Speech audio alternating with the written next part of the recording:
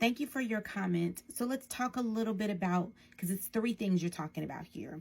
One being toxic co-parents, which, boy, do I have stories for you.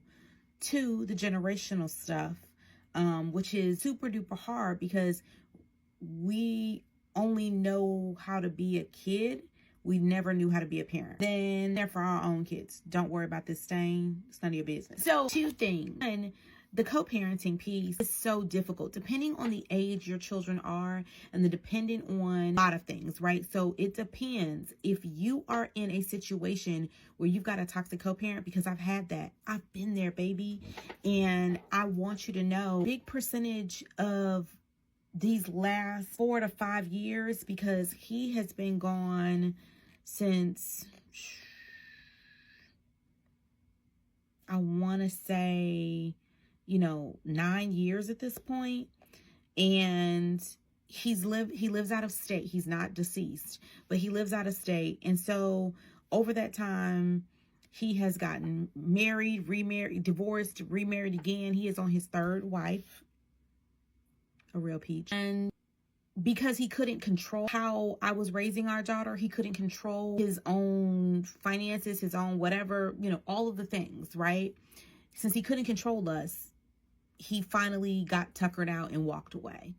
And I can't say that that's good or bad. And I'm not sure, again, the deciding factor of that. The only thing that's going to be the determining factor is time, right? But the generational stuff is a big, big, big one for me, right? I'm a Gen Xer. My daughter's a Gen Z, and my mom is a boomer, or my parents are boomers. And so it is legitimately this slow walk to China, right? Because I am of the sandwich generation. And I think so many of the moms on these posts in the comments here are sandwich generation. I've seen people say about loss of another parent. I don't know what that's like. I genuinely don't know, because I do have both of my parents and they've got their own traumas that they're working through. My mom was a single mother. Her and my father were never married, and that has its own challenges, right? My dad is now remarried, and I have a stepmother, and this blended extended family have their own challenges, right? And so what I can tell you is find peace however you can, find joy however you can, take care of those babies however you can, do the best.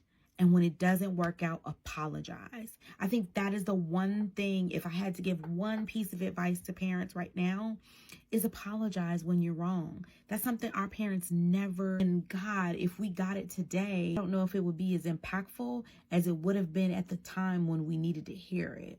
So I hope that helps.